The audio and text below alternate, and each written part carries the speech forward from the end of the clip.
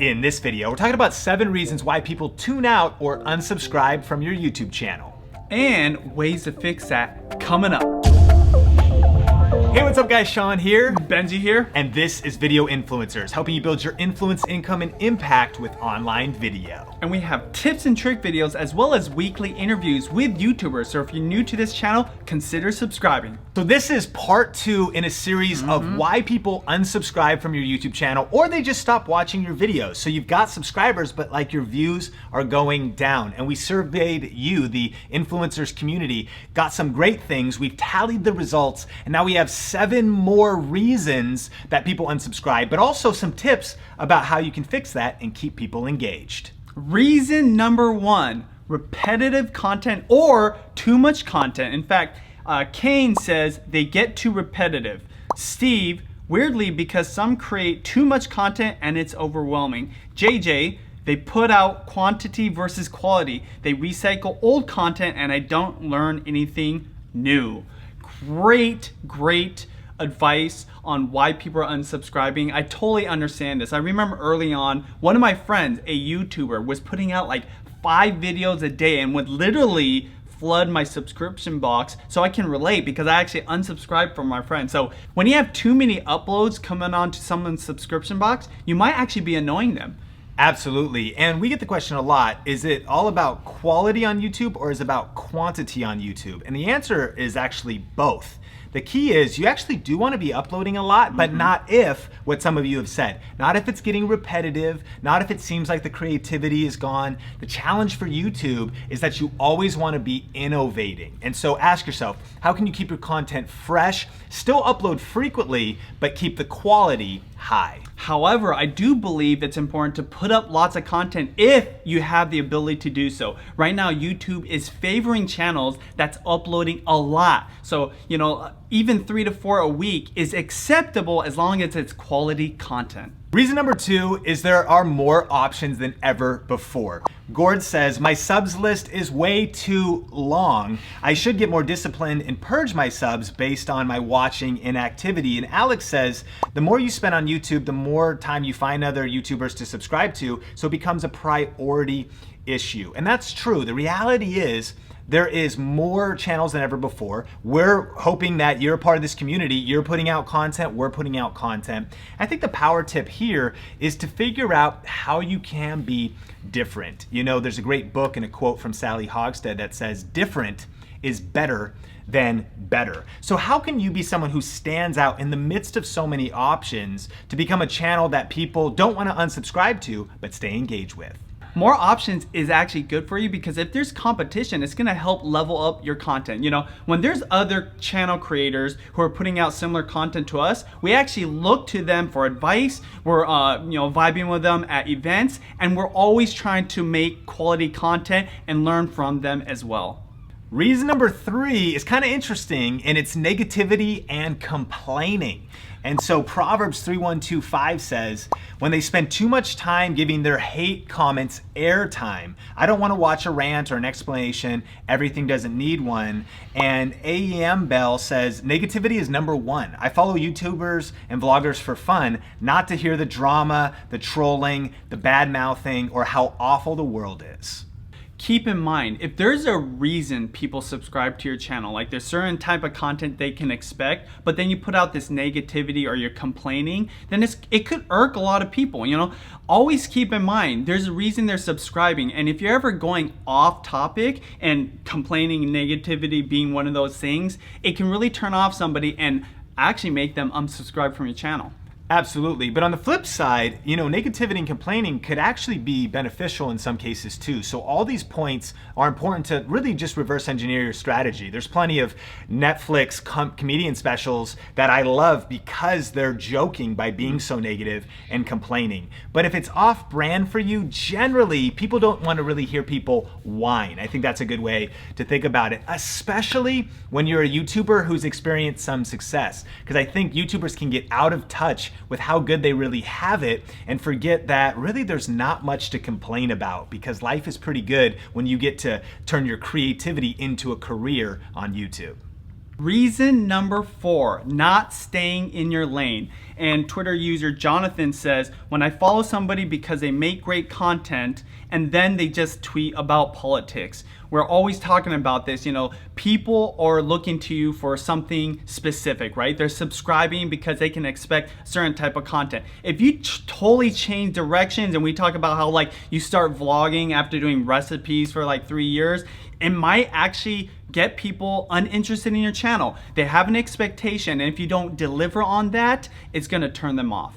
Absolutely. And just like the last one though, we're not saying, and I don't think this person would be saying, that you can't share your opinions as a YouTuber. Even if you have a cooking channel, why can't you talk about politics? But I also really think that this is a good point. Anna says, bringing up political topics in videos about beauty or fashion or other content I watch for entertainment and not stress. So always think about your audience. Think about the intent of the video. If we're sharing some YouTube tips right now, you're here to learn how to grow your YouTube channel, and all of a sudden we start talking about politics and that would be off brand in this conversation. But you have a vlog. Yep. A vlog is a perfect place to maybe start sharing more opinions and some different things. So always try to stay in alignment with your audience and with their intent for being on a video. In fact, the reason we started our vlog channel was for this very purpose. There was a ton of stuff that my wife wanted to share about and share with her viewers that didn't really align with her beauty channel. So we're like, hey, let's start a vlog channel. We didn't even call it a vlog channel. We just said, hey, let's start a lifestyle type of content channel where we can share basically anything. And that was the birth of the vlog. So again, the power tip for you guys is this the time for you to consider a second channel? Reason number 5 people unsubscribe or just stop watching your videos is a loss of passion or a loss of authenticity. Yan says, when it smells a pattern, kind of a lack of creativity, and when it feels that it's just made for clicks and that it's not from the heart, passion, or real interest. And I think that's totally true. And honestly, the struggle is real though. I mean, having done YouTube for years, we get to interact with so many different creators. Obviously, you see interviews on this channel. We get to see that keeping your passion high and keeping your energy high about your YouTube channel is a challenge. And I think if you lose it, probably one of our biggest tips is to find a way to just get in touch with your passion. It's easy to be excited for a year about something, a couple years about something, but inevitably you're probably gonna hit a season of low passion. And so maybe ask yourself, is that showing through in your videos? And what are some things you could do to get in touch with your why? One of the things I love about YouTube, and maybe the most important thing about YouTubers, is this connection that you have with people. Unlike actors and people in traditional media, you're really transparent. People feel like they get to know you, that you become a friend. So if you don't have that same passion, it's like your friend coming over and really not paying attention to you or uninterested in your interests. And that's really important to remember, because you know what? This might be a time not only to find your passion, but maybe step back and refigure out what you actually want to do on YouTube. Again, starting another channel, maybe not putting out any content, because being authentic and passionate is so important for connecting on YouTube. Reason number 6 is weak content. Stephanie says, not getting to the point, long intros, repeated info, blurry swatches, lots of cursing. And Sonora says, for tutorial videos, not getting to the point. We don't need an update about your personal life. Do that on a vlog. And so that kind of ties into an earlier point.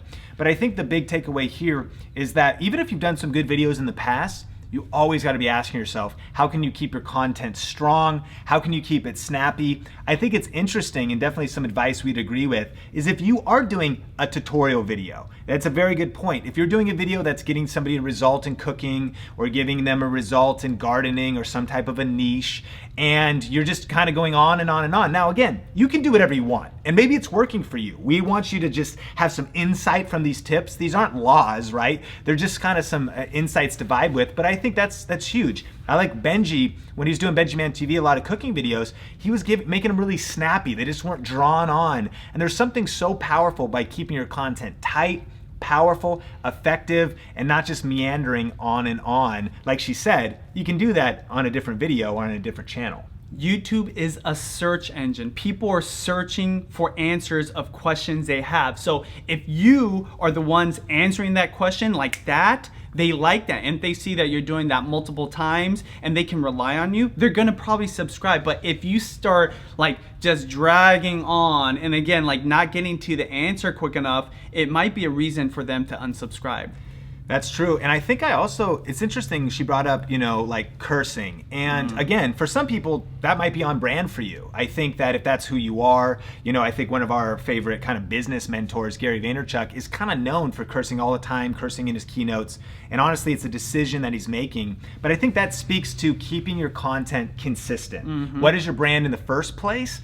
And if you then begin to change from that, maybe you were a one-time family friendly. Well, if you stop being family friendly, you're inevitably gonna probably lose subscribers. Reason number 7, not enough connection with the creator. Adam says, not enough connection with the person.